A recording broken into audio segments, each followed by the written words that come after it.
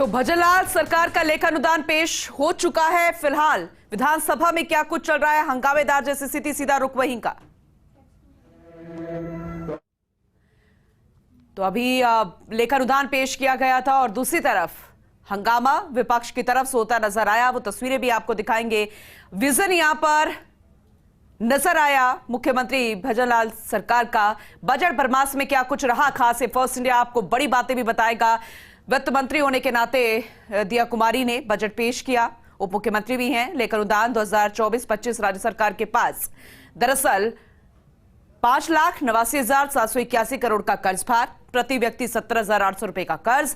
Metro line का विस्तार करने की बात सामने आई। जीएसडीपी में 30% हिस्सा कृषि और अलाइट को, 5,000 से ज्यादा सोलर प्लांट्स को लगाने का लक्ष्य रखा गया। 70,000 पदों पर भर्तियों की घोषणा हुई है और इसी बात को लेकर चर्चा भी जारी थी। फर्स्ट इंडिया न्यूज पर महा कवरेज लगातार जारी थी। युवा साथी केंद्रों की स्थापना का प्रस्ताव, 10,000 करोड़ रुपए खर्च इसमें होंगे, इसे लेकर जानकारी दी गई। हर संभाग में रोजगार मेले लगेंगे ताकि युवा सीधा रुख वहां पर कर सके। जो एक्सपर्ट्स वहां पर होंगे उनसे बातचीत होगी, काउंसलिंग होगी और हो सकता है कि कुछ कंपनियां भी वहां पर हो और सीधा उनका प्लेसमेंट भी वहां से हो जाए, साक्षात्कार भी वहां पर हो और एक जो प्रोसेस होता है और सीधा रुख विधानसभा का कर रहे हैं।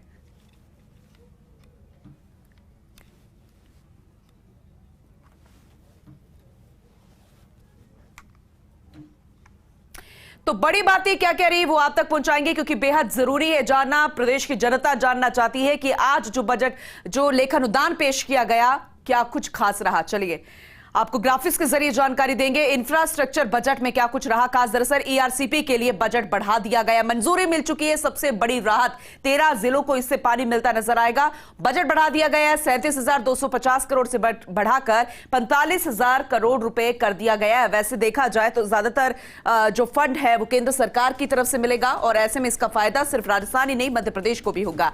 13 की जगह 21 जिलों को अब ईआरसीपी का लाभ मिलेगा। 13 जिलों का जहां पर पहले जिक्र आ रहा था, लेकिन अब पानी पहुंचेगा कुल 21 जिलों को भी। यह भी अपने आप में बेहद खास बात है और ऐसे में 13 के अलावा जो अन्य जिले हैं जिन्हें जोड़ा गया है उनके लिए भी खुशी की बात है। अगले 4 साल का अगर हम देखें तो 20,000 गांव में जल संरक्षण ढांचे बनाए जाएंगे। जल संरक्षण की बात यहां पर करते हुए नजर आए खुद दिया कुमारी ने इसे लेकर बात कही। वहीं 5 लाख घरों में वाटर हार्वेस्टिंग स्ट्रक्चर लगेंगे। दरअसल जब बीजेपी की सरकार पहले भी थी उस कार्यकाल में भी जल संरक्षण की बात सामने आई थी और अब सड़क विकास के लिए भी अतिरिक्त प्रावधान की बात कही गई है, यानी कि सड़कों को और ज्यादा उसका दायरा जो है वो बढ़ाया जाएगा। स्टेट रोड फंड में 1,500 करोड़ रुपए का अतिरिक्त प्रावधान रखने की बात यहां पर कही है। ये भी मुख्य बातें इंफ्रास्ट्रक्चर की हम कर रहे हैं। इंफ्रास्ट्रक्चर बजट को लेकर क्या कुछ खास रहा, तो राजस्थान इंफ्रा मिशन की घोषणा कर दी गई है, ये अपने आप में बेहद खास रहा। मुख्य बातें जो थी, मुख्य बड़ी बातें, वो 2,000 करोड़ के प्रावधान की घोषणा, क्योंकि फंड को बढ़ाया गया है। ईआरसीपी को मंजूरी मिल चुकी है। 13 जिलों की जगह अब 21 जिलों को पानी मिलता नजर आएगा। अगले वित्त विकास के लिए 300 करोड़ का प्रावधान रखा गया है। अगला वित्त विकास, उसको लेकर 300 करोड़ रुपए का प्रावधान। वहीं मेट्रो लाइन का भी विस्तार किया जाएगा, जिस फेज को लेकर तमाम तरीके की आरोप प्रत्यारोप होते रहे कि आखिर मेट्रो के फेज को कब बढ़ाया जाएगा, लेकिन अब इस लाइन के विस्तार की भी बात सामने आई है। इसके अलावा वर्ल्ड क्लास हाईटेक सिटी विकसित होगी, वो भी राजधानी जयपुर के पास में, और ऐसे में फायदा होगा राजधानी के साथ साथ आसपास के सुदूर क्षेत्र वाले लोगों को। जयपुर में 100 करोड़ से सेंटर ऑफ एक्सीलेंस भी बनेगा, यानी कि 100 करोड़ से सेंटर ऑफ एक्सीलेंस बनाने की भी बात सामने आई है। राजकीय शिक्षण संस्थानों के लिए 250 करोड़ रुपए का प्रावधान रखा गया है। तो ये मुख्य बातें फर्स्ट इंडिया न्यूज आपको बता रहा है। बजट में क्या कुछ खास रहा, भवन निर्माण, अन्य सुविधाओं के लिए 250 करोड़ रुपए का बजट रखा गया है। अब इससे किसको कितना फायदा होगा ये भी आप तक पहुंचाएंगे, लेकिन जयपुर, बीकानेर, भरतपुर में अटल इनोवेशन सेंटर की घोषणा की गई है। अटल जी के नाम से इनोवेशन सेंटर की घोषणा, क्या कुछ इसमें खास रहेगा वो भी विस्तार से बताएंगे। वहीं 20 मंदिर आस्था केंद्रों के विकास के लिए 300 करोड़ रुपए का बजट रखा गया है। तो चाहे राजस्थानी संस्कृति की बात हो या फिर धार्मिक भावना से जुड़ी हुई, चाहे मंदिर या फिर अन्य ऐसे संस्थान जिसमें लोगों की धार्मिक भावना भी जुड़ती है, उसमें भी विकास की बात कही गई है और एक खासा बजट जो है वो रखा गया है। 10 म्यूजियम्स, आर्काइव गैलरी के लिए 50 करोड़ का प्रावधान रखा गया है। यह भी अपने आप में बेहद खास है। महाराणा प्रताप से जुड़े क्षेत्रों के लिए महाराणा प्रताप टूरिस्ट सर्किट बनेगा। तो टूरिज्म को बढ़ाने की बात यहां पर। महाराणा प्रताप पर्यटन सर्किट के विकास के लिए 2 करोड़ का बजट, यानी कि जो हमारे क्रांतिकारी वीर रहे हैं या फिर जिन्होंने एक महत्वपूर्ण भूमिका राजस्थान की संस्कृति को बचाने के लिए भी निभाई है, उनको भी ऐसे ही याद किया जाएगा। प्रदेश में सशस्त्र सेवा संग्रहालय के लिए भी 2 करोड़ प्रावधान की बात सामने है। सशस्त्र सेवा संग्रहालय यानी कि संग्रहालय के जरिए पिछली जो पुरातत्व विभाग से जुड़ी महत्वपूर्ण बिंदु और हमारा हिस्टोरिकल सबसे महत्वपूर्ण ये पॉइंट उन्हें याद रखने और आने वाली पीढ़ी को बताने की बात यहां पर कही गई है। Rajasthan economy revival task force का भी गठन की बात सामने कही गई है। तो इस वक्त की बड़ी खबर आप तक पहुंचा दें। अनिश्चितकाल के लिए विधानसभा स्थगित कर दी गई है। अभी हंगामेदार रही थी और फिलहाल लेखानुदान पेश कर दिया गया, लेकिन इंफ्रास्ट्रक्चर बजट में क्या कुछ रहा वो आपको बताया, लेकिन इंडस्ट्री बजट में क्या कुछ रहा वो भी आपको जानकारी देते हैं, क्योंकि ये भी जानना बेहद दिलचस्प है। दरअसल Rajasthan economy revival task force की घोषणा, जैसे कि हम आपको पहले भी जानकारी दे रहे थे, इससे भी बूम आएगा इस सेक्टर में। बेहद खास जानकारी फोर्स इंडिया आपको ग्राफिक्स के जरिए जानकारी दे रहा है। वही पुराने मामले निपटाने के लिए भी एमएनएसटी योजना की बात सामने आई है, क्योंकि हमेशा ऐसा होता है कि नई नई चीजें सामने आ जाती है, लेकिन जो पुरानी मुद्दे होते हैं या पुरानी योजनाएं होती हैं वो पेंडिंग रह जाती है। फिलहाल उसको भी देखा जाएगा। वहीं देय कर ब्याज में छूट के भी प्रावधान होंगे, क्योंकि एक महत्वपूर्ण थी, चाहे टैक्स को लेकर हो या फिर पेट्रोल डीजल के वैट को लेकर हो। ये घोषणा भी बेहद महत्वपूर्ण है। विभिन्न क्षेत्रों के लिए एमएनएसटी योजनाएं होंगी, यानी कि जो पहली लेखा जोखा है, पहले के जो मियाद जो तैयार करके रखी गई थी योजनाओं के जरिए, उसको देखा जाएगा। इज ऑफ डूइंग बिजनेस पर भी फोकस रहेगा। इसे लेकर हमेशा सरकार बात करती नजर आई है, बीजेपी बात करती नजर आई है। अब इसे लेकर भी एक खास घोषणा कर दी गई है। Online integrated tax management system व्यापक तौर पर होगा, इसकी मांग थी, इस पर भी सोचा गया और इसे लेकर घोषणा भी कर दी गई।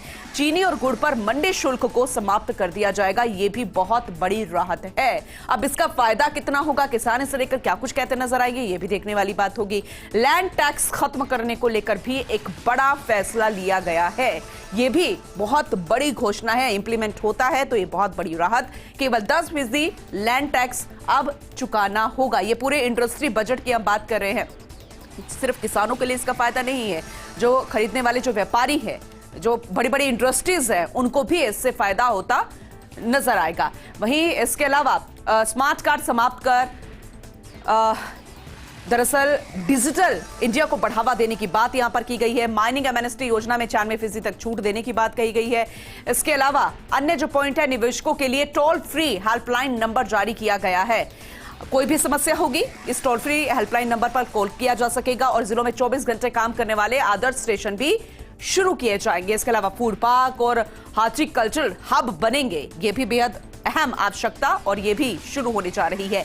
500 कस्टमर हायरिंग सेंटर भी बनेंगे, ये भी एक रोजगार का अवसर ही है इंडस्ट्रीज एरिया में। इसके अलावा आपको इंफ्रास्ट्रक्चर बजट का बताया, इंडस्ट्रीज बजट का बताया, और अब एक महत्वपूर्ण कृषि एवं किसान, क्या कुछ रहा इस बजट में, चलिए अब आपको यह जानकारी देते हैं। किसानों के बच्चों को केजी से पीजी तक फ्री शिक्षा मिलेगी और यह एक बहुत बड़ी राहत फिलहाल इस लेखानुदान में की गई है। इसके अलावा जो अन्य बिंदु है वो भी आपको जानकारी देंगे। 9 से 12वीं तक की छात्राओं को 1000 रुपए मिलेंगे, ये भी क्योंकि जब इस तरीके का लेखानुदान में योजना आती है, घोषणा होती है, जो बच्चे हैं उनको भी एक बूस्टर डोज मिलता है पढ़ने के लिए, पढ़ाई के लिए, और खासकर उनके अभिभावकों को कि वो बच्चों को आगे पढ़ाएं। इसके अलावा जो अन्य बिंदु है वो है, इससे 70 लाख बच्चों को फायदा मिलेगा। जैसे कि फर्स्ट इंडिया आपको जानकारी दे रहा है कि इस तरीके की जब घोषणाएं होती है तब पढ़ाई करवाने को लेकर भी माता पिता को संबल मिलता है। 2000 करोड़ का राजस्थान एग्रीकल्चर कोष बनेगा, ये भी बेहद बहुत बड़ी व्यवस्था किसानों के लिए। 20,000 फार्म पोंड होंगे, 5,000 किसानों के लिए वर्मी कंपोस्ट होगा। इसके अलावा जो फार्म पोंड बनाए जाएंगे वो भी एक महत्वपूर्ण घोषणा है। फूड पार्क और हॉर्टिकल्चरल हब बनेंगे, जैसे कि आपको जानकारी दे रहे हैं। इससे भी किसानों को भी और इसके अलावा जो व्यापारी हैं उन दोनों को ही फायदा होगा। 500 कस्टमर हायरिंग सेंटर बनेंगे, रोजगार मिलेगा, ये भी एक अहम जानकारी आप तक पहुंचा रहे हैं। किसानों को मुफ्त बीज किट दिए जाएंगे। हमेशा बीज को लेकर एक अच्छा बीज मिले, गुणवत्तापूर्ण हो, जिससे उनकी खेती जो है वो अच्छी हो, उसको लेकर सोचा गया है। किसान क्रेडिट कार्ड की तर्ज पर गोपाल क्रेडिट कार्ड होगा, यह भी एक महत्वपूर्ण घोषणा। किस तरीके से काम करेगा वो भी जानकारी आप तक पहुंचाएंगे। और पहले फेज में 5 लाख गोपालक परिवारों को कर्ज भी मिलेगा। इसके अलावा हर गोपालक को 1 लाख का कर्ज दिया जाएगा, जो कि गोपाल कार्ड हम की आपको जानकारी दे रहे हैं। जिस तरीके से किसान कार्ड होता है वैसे गोपाल कार्ड होगा, और उसमें क्या कुछ फायदे होंगे या क्या आपको व्यवस्थाएं किसानों को मिलेगी, वो भी जानकारी दे रहे हैं। अरावली हिल क्षेत्र में वृहद वृक्षारोपण किया जाएगा, यानी कि हरियाली को लेकर, ग्रीनरी को लेकर और ग्रीन राजस्थान को लेकर भी सोचा गया है। 30,000 हेक्टेयर में वृहद वृक्षारोपण किया जाएगा, यानी कि बड़े पैमाने पर, बड़े स्तर पर, और ऐसे में आम इंसान को भी जागरूक होने की जरूरत है। गोडावण संरक्षण के लिए सुरंग का निर्माण किया जाएगा, क्योंकि इसे लेकर फर्स्ट इंडिया आपको हमेशा खबरें दिखाता रहा है कि जो गोडावण है धीरे धीरे कम होते जा रहे हैं और उनकी मॉनिटरिंग नहीं हो रही है, उनकी गिनती नहीं हो रही है, लेकिन अब अलग से सुरंग बनेगी। जसवंतगढ़ में हैबिटेट डेवलपमेंट के कार्य करने का भी प्रावधान रखा गया है। यह भी बहुत बड़ी बात, 12 लाख किसानों को बीज उपलब्ध कराए जाएंगे और फ्री बीज की भी बात कही गई है। फ्री बीज किट की घोषणा भी कर दी गई है। अगले वर्ष उच्च गुणवत्ता के बीज उपलब्ध कराए जाएंगे, जैसे कि आपको जानकारी दे रहे थे कि बीज उच्च गुणवत्ता का हो। इसे लेकर कृषि और किसान जो है हमेशा इस पर निर्भर रहता है। किसान जो है हमेशा मांग करता है। जीएसडीपी में 30% हिस्सा कृषि और अलाइड को मिलेगा। यह भी बहुत महत्वपूर्ण घोषणा की गई है। ट्री आउटसाइड फॉरेस्ट योजना पर फोकस रहेगा, यह भी महत्वपूर्ण मांग किसानों की थी। अगले वर्ष 4 करोड़ पौधे वितरित किए जाएंगे, यह भी बहुत अहम जानकारी। जैसे कि वृहद स्तर पर वृक्षारोपण होना है, हो सकता है कि यह भी उसी का हिस्सा हो। राजस्थान बायोडायवर्सिटी प्रोजेक्ट के लिए प्रावधान, जैसे कि आपको जानकारी दे रहे हैं कि हरा भरा हमारा राजस्थान, मरुधरा नाम तो है, लेकिन अब सैंड ड्यून्स नजर ना आए, उसके अलावा हरियाली ही राजस्थान में नजर आए, इसे लेकर कोशिश रहेगी, चाहे राजस्थान के खास पक्षी गोडावण की बात हो या फिर किसान की बात हो। अब मेडिकल बजट की बात कर लेते हैं। यह भी एक खास पॉइंट है। हेल्थ सेक्टर, इसमें क्या कुछ खास रहा, चलिए वो आपको जानकारी देते हैं। दरअसल मुख्यमंत्री चिरंजीवी योजना का नाम बदल दिया गया, जिसे लेकर पहले ही जानकारी मिल रही थी। फर्स्ट इंडिया न्यूज ने आपको बताया था। अब मुख्यमंत्री आयुष्मान आरोग्य योजना नाम कर दिया गया, यानी कि फिर से इसका नाम वही कर दिया गया, जिसे लेकर आरोप प्रत्यारोप होते रहे। लेकिन इस योजना में कैंसर का डे केयर इलाज भी शामिल कर दिया गया है, क्योंकि मुख्यमंत्री भजनलाल ने यही कहा था कि कोई भी योजना बंद नहीं होगी, उसका नाम पहले वाला किया जाएगा और उसका दायरा बढ़ाया जाएगा। आरजीएचएस में कॉन्फेड के जरिए डायरेक्ट दवाइयों की सुविधा आपको मिलेगी, क्योंकि आपको इलाज भी मिल जाता है योजना के तहत, लेकिन कई दवाइयां ऐसी होती है जिसके लिए आपको दर दर भटकना पड़ता है। लेकिन अब डायरेक्ट दवाइयों की सुविधा की बात यहां पर सामने आई है। हाईवे पर एक्सीडेंट में जान बचाने के लिए घोषणा की गई है, क्योंकि एक्सीडेंट जब हो जाता है तो लोग डरते हैं, बचाने के लिए नहीं आते। लेकिन अब इसमें भी 25 एडवांस लाइफ सपोर्ट एम्बुलेंस उपलब्ध करवाई जाएगी। यह भी एक खास घोषणा की गई है, ताकि एम्बुलेंसेस की भी कोई कमी ना हो। किसान, गरीब, इसके अलावा 2 जातियां, महिला और युवा, इनके लिए बजट में क्या कुछ खास रहा, चलिए अब आपको यह भी जानकारी देते हैं, क्योंकि राजस्थान की महिलाएं और युवा ये जानना चाहते हैं। दरअसल लाडली सुरक्षा योजना शुरू करने की घोषणा कर दी गई।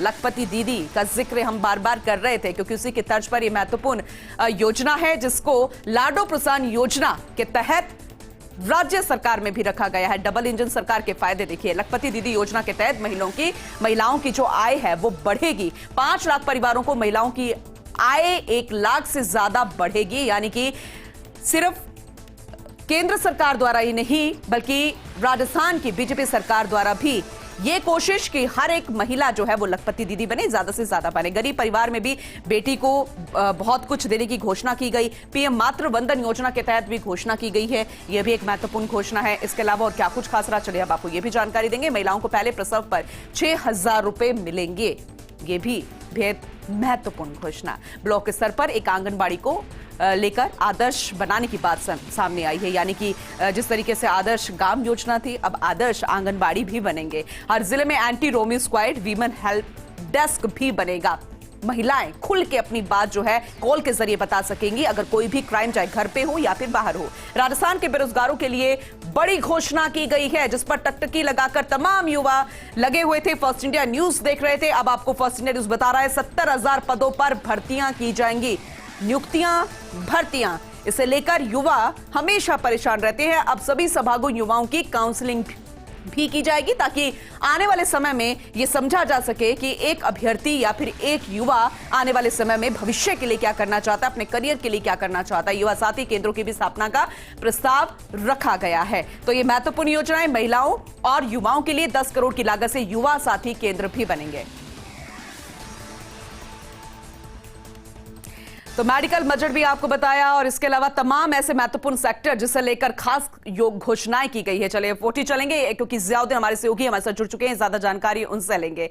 जियाउद्दीन, मैं अभी महिलाओं के बारे में और युवाओं के बारे में ही चर्चा कर रही थी, लेकिन अभी आप जानकारी दीजिएगा कि जो ये आज लेखानुदान पेश किया गया है, तमाम महत्वपूर्ण घोषणाओं का जिक्र किया गया है, इससे लेकर किस तरीके के रिएक्शन अब निकल कर आ रहे हैं?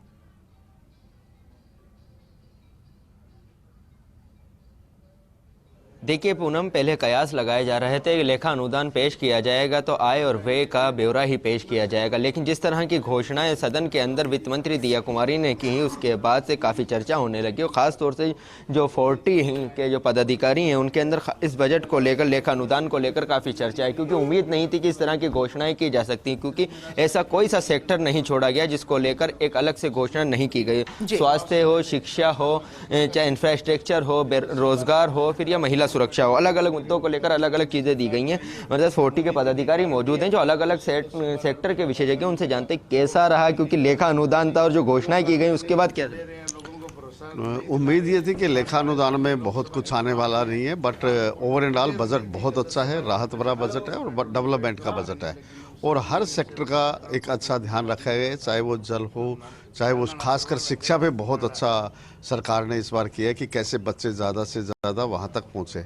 इंडस्ट्री की हमारी डिमांड थी खास दो चीज़ों की, एक एमनेस्टी स्कीम की हर एक सेक्टर में जिसका सरकार ने ध्यान रखा है, एमनेस्टी स्कीम दी है। एक मेट्रो की हमारी जब से डीपीआर बनी तब से हमारी डिमांड थी कि इंडस्ट्रियल एरियो से सिटी के साथ जोड़ा जाए मेट्रो को, जिसका भी सरकार ने इस बार ध्यान रखा है और एक नई सिटी आईटी के लिए बनाने की जो घोषणा की है वो बहुत अच्छा और सराहनीय कदम है। सराहनीय कदम है। एमनेस्टी स्कीम को लेकर भी एक अलग से घोषणा की गई है, क्या कहना है खासतौर से इंडस्ट्रियल व्यापार एवं उद्योग के लिए एमनेस्टी स्कीम एक अच्छा जो इन्होंने घोषणा की है कि उससे सभी व्यापारियों को राहत मिलेगी। इसमें प्रत्येक सेक्टर का ध्यान भी रखा गया है, धार्मिक जगह जितनी भी ऐतिहासिक धरोहर हैं उन सब का ध्यान रखा है। आज का बजट अच्छा बजट है, उम्मीद से ज़्यादा घोषणा हुई है, लेकिन ट्रांसपोर्ट जगत में डीजल और पेट्रोल पे एक उम्मीद थी कि टैक्स कम होगा, वो नहीं हुआ है, जबकि वो पहले भी इस तरह का वादा किया हुआ था कि इस पे हम टैक्स कम करेंगे। ओवरऑल बजट बहुत अच्छा है।